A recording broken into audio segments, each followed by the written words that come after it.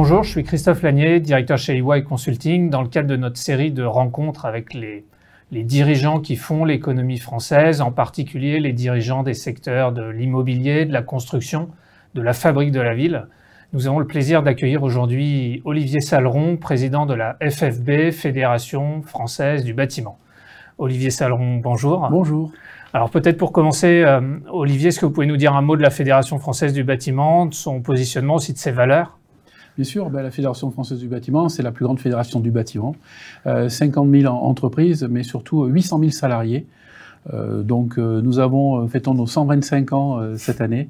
Donc une grosse organisation, une grosse fédération nationale, connue et reconnue, non seulement par ses adhérents évidemment, mais l'ensemble du monde économique, l'ensemble des autres fédérations, l'ensemble de l'interprofessionnel, mais aussi et surtout de la part de nos dirigeants et du gouvernement en particulier. Alors, en tant que chef d'entreprise vous-même et puis président de la FFB, on vient de traverser depuis 18 mois une crise qui a bouleversé la vie des entreprises et la vie de la société, bien entendu. Quelle photographie vous faites de la situation économique de la filière de l'immobilier, de la filière du bâtiment aujourd'hui, et puis surtout quelle perspective vous voyez à horizon 18-24 mois pour l'activité des entreprises? Alors après ce qu'on a vécu il y a maintenant 1 an et demi, on ne va pas parler du passé, mais on le sait, c'est le Premier ministre qui a employé ce terme, le bâtiment a été résilient, on l'emploiera qu'une seule fois aujourd'hui, mais c'est vrai, le bâtiment a su reprendre les chantiers à 100% très vite, entraîner le reste de l'économie, grâce à des mesures que la Fédération du bâtiment avait demandées aussi, à la fois sur la rénovation énergétique, mais aussi beaucoup sur l'entretien et les bâtiments neufs, on en parlera un peu plus tard. Aujourd'hui, on peut dire que le bâtiment s'est relancé, a réussi sa reprise, et la relance a déjà commencé. Elle est un peu bridée, il y a quelques nuages noirs au-dessus de nos têtes, mais en tout cas, d'ailleurs le chiffre qui montre la réussite de ce secteur-là, au niveau social, nous avons réussi à employer plus 70 000 salariés depuis le Covid 2020, c'est-à-dire en net 70 000 salariés de plus dans notre secteur, qui est le secteur qui a embauché le plus en salariés. Donc franchement, non seulement c'est aussi une fierté, mais c'est une solidarité, un travail de l'ensemble de nos entrepreneurs et de nos salariés qui ont travaillé depuis 7 ans et demi, malheureusement avec ce Covid long, toujours en sécurité. Et ça, c'est notre plus grande réussite. C'est notre guide de préconisation sanitaire. Nous avons été le premier secteur à le mettre en place le 2 avril 2020, avec la réussite que l'on a connue derrière. Tout ne va pas bien, mais en tout cas, oui, on a repris et la relance est là. Alors vous parliez de nuages noirs, alors on ne va pas parler que de nuages noirs pendant cette émission-là, mais alors on sait qu'il y a un certain nombre de sujets sur la mise en œuvre du zéro artificialisation net, les nouvelles attentes des exécutifs dans les collectivités territoriales suite aux élections, un questionnement sur les matières premières, des doutes sur l'augmentation des taux d'intérêt, donc il y a un certain nombre de sujets sur la table. Quels sont aujourd'hui pour vous, pour la fédération, pour ces entreprises, quels sont les enjeux particuliers, les difficultés qui sont aujourd'hui vécues par les chefs d'entreprise et que vous anticipez aussi peut-être pour demain?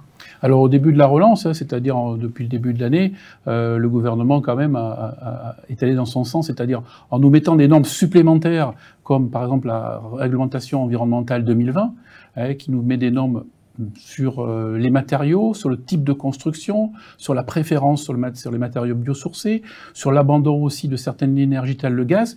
Donc effectivement, nous a mis des obstacles supplémentaires que nous avons retravaillés. Nous allons les surmonter. La RE 2020, elle est à partir de 1er janvier 2022 et va continuer pendant les 10 prochaines années. Donc là-dessus, on veut montrer qu'on est optimiste et qu'on sait faire. On va travailler aussi. Vous avez parlé de la loi climat et résilience. Oui, là aussi, la zéro artificialisation nette des sols, eh bien c'est pour l'instant, et on le voit, un effondrement des permis de construire au niveau des bâtiments neufs, on y reviendra tout à l'heure. Donc oui, il y a eu quand même pas mal d'obstacles qui ont été mis devant nous, devant les entreprises du bâtiment et l'économie du bâtiment en général, du BTP. Aujourd'hui, on peut dire que oui, on a réussi, en tout cas psychologiquement, à surmonter tout ça. On est en plein dans l'exécutif, on travaille avec le gouvernement, et ça c'est le plus important pour montrer que oui, le bâtiment aujourd'hui, c'est de l'économie, l'écologie aussi, l'écologie-économie, ça peut aller ensemble. On sait construire plus durable, on sait rénover énergétiquement. D'ailleurs, c'est vraiment aujourd'hui, je veux dire, la grande réussite depuis plus d'1 an. Cette fameuse MaPrimeRénov' qui est faite pour les particuliers qui veulent rénover leur logement. On attend 800 000 dossiers en 2021, ce qui est extraordinaire. Donc, Nous sommes en progression sur tout ce qui est rénovation énergétique. Oui, on a beaucoup d'optimisme, on a beaucoup de challenges aussi à relever, surtout sur le bâtiment neuf. C'est ce qui nous inquiète aujourd'hui. Vous parliez des normes. Alors, chez EY, on produit pas mal d'études tous les ans sur l'économie française en général, notamment une grande étude sur les métiers de l'immobilier où on interroge 1 millier de dirigeants chaque année, auxquels on avait posé cette question des normes et où la réponse était effectivement ambivalente, de se dire finalement c'est un des premiers freins à notre activité. En même temps, c'est aussi un des premiers accélérateurs de notre activité. Tout dépend de la norme, finalement. Quand elle est une norme structurante de long terme ou quand elle est une norme tatillonne, l'impact pour les entreprises est pas le même. Oui, et puis qui dit nouvelle norme, en général, hein, c'est dit innovation. Et dans le bâtiment, on est innovant depuis des millénaires. Hein. Donc on sait s'adapter. Effectivement, là, le délai est un petit peu court. C'est pour ça qu'on a demandé quelques améliorations. Hein. En tout cas, ajustement par rapport à nos métiers spécifiques. Parce qu'il ne faut pas oublier que qui dit norme dit changement de méthode, et donc dit changement de méthode dit formation de non seulement nos salariés intra-entreprise, mais aussi les jeunes en formation initiale ou les jeunes adultes en formation continue. Eh bien, si on change de méthode de travail, il faut les former. Ça ne va pas nous prendre quelques mois, ça nous prendra plusieurs années. Donc là-dessus, il faut s'adapter à ces nouvelles normes qu'il va y avoir dans l'immobilier très vite, hein, parce que non seulement vous avez parlé de la rénovation énergétique, mais c'est surtout la construction neuve de logements, mais aussi la construction de bâtiments non résidentiels. Vous savez, normalement, la norme doit s'appliquer le 1er janvier 2022. Aujourd'hui, on n'a toujours pas les normes sur le bâtiment résidentiel fin septembre, début octobre. Voilà, il y a quand même un petit souci, mais restons optimistes. Nous pouvons progresser sur ce sujet avec le gouvernement, avec les gens qui font des calculs savants. On sait les faire aussi, on a la matière grise dans le bâtiment. Le bâtiment, c'est toute la chaîne hein, du manœuvre, l'ouvrier spécialisé, le technicien, l'ingénieur, tout ce qui est enseignement supérieur. Donc là-dessus, on sait aussi réfléchir et on sait aussi donner nos propres normes pratiques, pragmatiques à utiliser tous les jours sur les chantiers. Alors vous évoquiez le chiffre de plusieurs dizaines de milliers de recrutements sur cette année 2021, et là à l'instant vous parliez des différents corps de métiers qui travaillent ensemble dans cette filière du bâtiment. Si on dit un mot sur les questions de recrutement et peut-être de difficultés de recrutement, l'ensemble de ces questions sur les sujets RH aujourd'hui, qu'est-ce qui préoccupe les dirigeants, qu'est-ce qui donne aussi des signes d'optimisme en matière de RH, en matière de recrutement dans la filière? Alors, ce qu'il y a, c'est qu'on a perdu 0 salarié permanent pendant l'année 2020 et le Covid. Grâce, il faut le dire, à toutes les mesures gouvernementales qui ont été données, surtout l'activité partielle, mais les PGE et tout ça.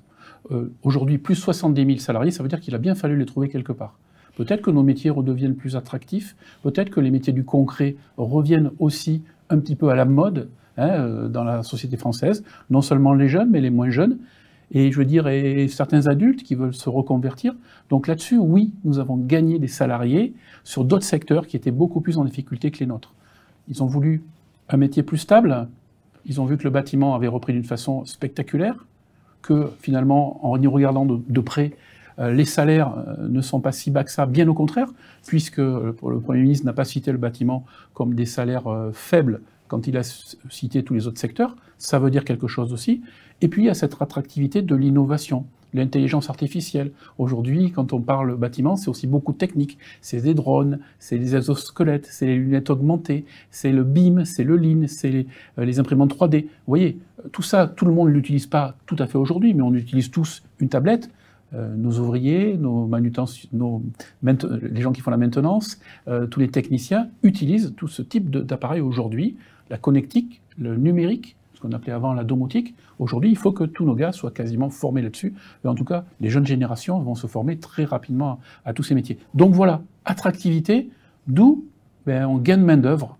On a repassé, on est quand même 1 200 000 salariés dans le bâtiment, même plus, on a gagné 70 000 de plus, donc 1 270 000, ce qui est extraordinaire. Il y a une quinzaine d'années, on pensait que les métiers de main-d'œuvre, avec l'industrialisation, avec l'industrialisation des tâches, la préparation d'ateliers, il y aurait un peu moins de salariés. Eh bien non, on s'est déporté, on est très agile, on a des gens beaucoup dans nos ateliers, on a des gens beaucoup sur les chantiers. Donc voilà, soyons attractifs, et soyons attractifs aussi avec les gens en difficulté. D'où ce que l'on vient de signer avec 3 ministères début janvier, donc il y a juste 9 mois, sur les 15 000 bâtisseurs, jeunes bâtisseurs. Nous allons chercher 15 000 contrats dans les quartiers dits prioritaires difficiles. Sur les 15 000, on en a déjà fait 10 000. Si on peut en faire 30 000, on les fera. C'est un gros succès là-dessus. C'est aussi voilà, donner une chance à ceux qui sont peut-être au bord de la touche aujourd'hui, qui n'ont pas eu leur chance, qui sont en échec. Eh bien, on va aller chercher ces jeunes et ces moins jeunes dans ces quartiers dits difficiles. C'est aussi les conventions qu'on a signées avec Pôle emploi. Il faut le dire quand ça marche. Nous avons recruté plusieurs milliers de personnes. C'est pas des dizaines de milliers, c'est pas des centaines de milliers, mais ça arrive. Une convention nationale avec Pôle emploi, avec un référent dans chaque département, avec la Fédération du bâtiment, eh bien, c'est plusieurs dizaines, plusieurs centaines de personnes par département. Il faut le dire quand ça fonctionne. Je veux dire, c'est pratiquement du cas par cas, mais nous avons décidé, à la Fédération du bâtiment et dans le bâtiment en particulier, de ne pas avoir les bras ballants et de se dire « Oh là là, la crise de la pénurie de main-d'œuvre », parce qu'on va nous dire « Écoutez, vous êtes, chaque fois que l'activité redémarre, ça fait 40 ans que vous nous bassinez avec les mêmes incantations. » Non. Ben là, on prend nos destins en main. On veut attirer, on veut être attractif.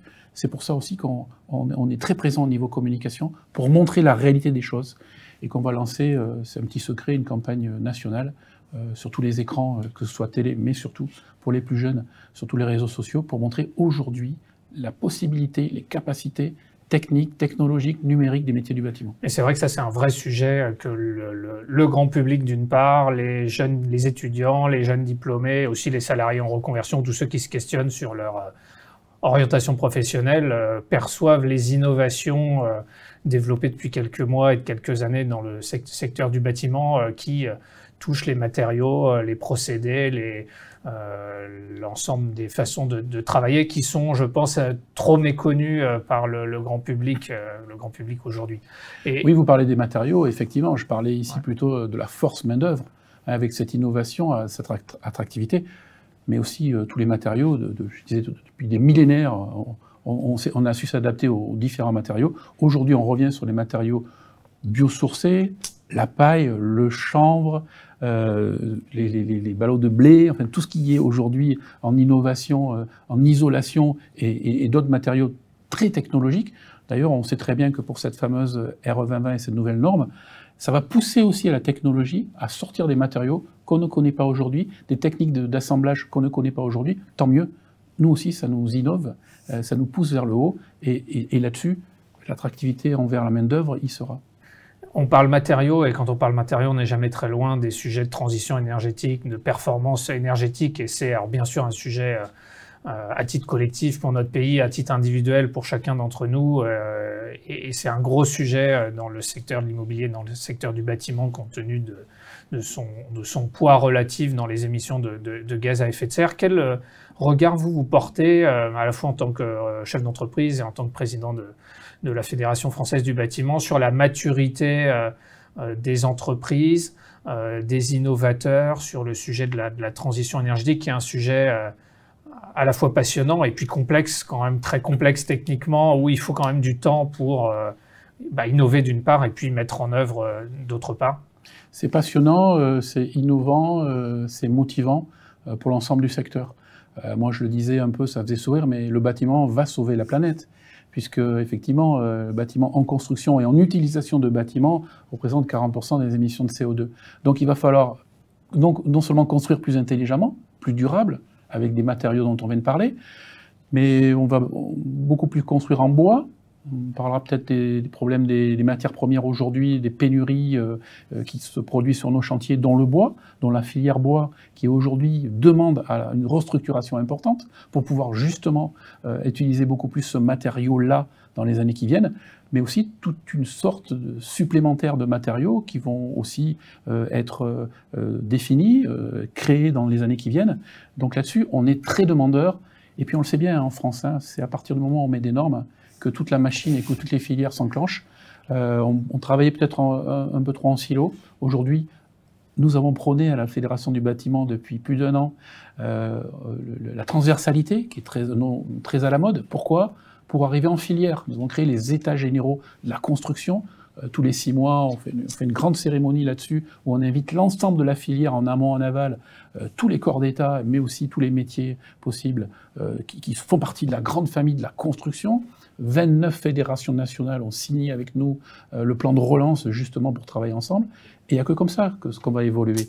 Les uns vont entraîner les autres, et par effet d'entraînement, de dominer, on va tous aller dans le même sens. Et donc, quelque part, bien, tant mieux, on est très motivé là-dessus. Le bâtiment a toujours su s'adapter.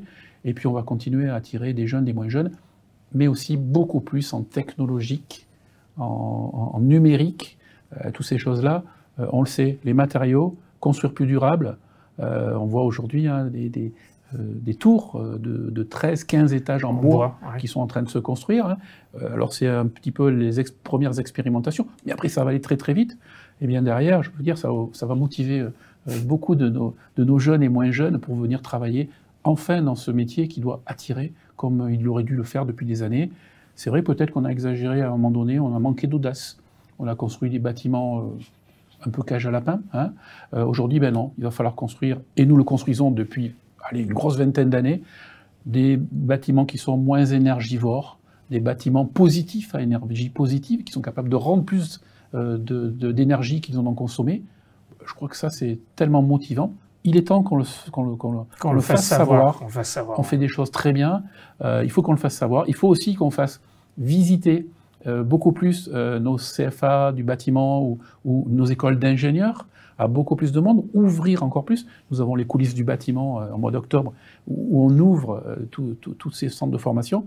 Et bien là, on va voir, hein, on utilise des lunettes dimension augmentée, 3D, ouais. Toutes ces choses-là, les drones pour faire des calculs, etc. etc. On utilise le BIM, la maquette modélisée 3D, toutes ces choses-là. Oui, aujourd'hui, c'est le quotidien des jeunes en apprentissage et jusqu'aux écoles d'ingénieurs. Demain, des salariés en entreprise. Exactement, avec des tablettes qui auront la modélisation devant leurs yeux et donc avec des technologies différentes d'installation. C'est pour ça que c'est excessivement motivant. Je parlais dans quelque chose d'actualité. Ont eu lieu les World Skills européens, les championnats d'Europe des métiers de la main-d'œuvre du bâtiment il y a quelques jours. Quand on voit ce qu'ont sont capables de faire les garçons et les filles au niveau ouvrage de qualité, avec une motivation extraordinaire, une expertise fantastique, je crois que c'est à montrer largement dans toutes les écoles et surtout dans toutes les cellules d'orientation. Pour donner envie quand on est en train de se demander, ou quand on conseille ses enfants et qu'ils sont en train de se demander dans quel secteur et dans quel métier ils veulent exercer. Montrer une autre image. L'image de la réalité. Les métiers ne sont pas forcément faciles, hein, ils peuvent être difficiles certaines fois, mais en tout cas, vu ce qu'on utilise aujourd'hui comme technique, technologie, oui, dans les 10, 15, 20, 50 prochaines années, on a beaucoup à faire dans ce métier-là qui va, je pense, être revalorisé grâce à cette technologie aussi de la main, pilotée par le cerveau, mais aussi par tout ce qui est numérique. Alors nous arrivons au bout de cette conversation. Olivier Saleron, j'en profite pour vous remercier d'avoir accepté notre invitation et peut-être... j'ai peut-être une dernière question sur l'état d'esprit qu'est le vôtre aujourd'hui. Est-ce qu'il y a un mot, une expression qui résume votre état d'esprit pour les mois qui viennent en tant que toujours chef d'entreprise et puis président de cette grande fédération professionnelle? Oui, bien sûr. Je parlais tout à l'heure de relance. Il ne faudrait pas que la relance soit bridée par les quelques problèmes que l'on peut rencontrer aujourd'hui. Oui, la crise des matériaux va finir par s'arrêter, hein, la courbe de l'asymptote va finir par décroître aussi.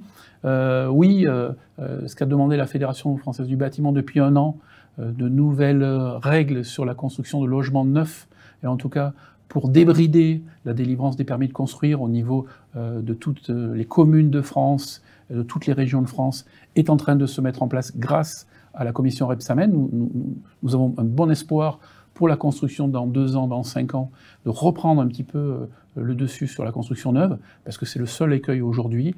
Et puis oui, la rénovation énergétique et le construire plus durable va amener le bâtiment là où il aurait dû toujours être, c'est-à-dire considéré comme un facteur, un secteur économique primordial pour le gouvernement et donc pour nos concitoyens. Oui, le bâtiment doit avoir de l'audace, mais vous savez, après chaque crise, depuis des millénaires, c'est le bâtiment qui a redonné du courage, et en tout cas de l'espoir à l'ensemble de nos concitoyens. Après les grandes pandémies des dates médiévales, il y a eu la construction des cathédrales. Justement, ça rassure les gens. Le bâtiment doit rassurer les gens après des pandémies comme on vient de vivre. Oui, donc beaucoup d'optimisme et toujours avec une ascension vers l'innovation. Olivier Salleron, merci. Merci beaucoup, à bientôt. Merci beaucoup. Merci à toutes et tous d'avoir suivi cette nouvelle émission Décryptage by EY et je vous donne rendez-vous pour de prochaines émissions et à très vite.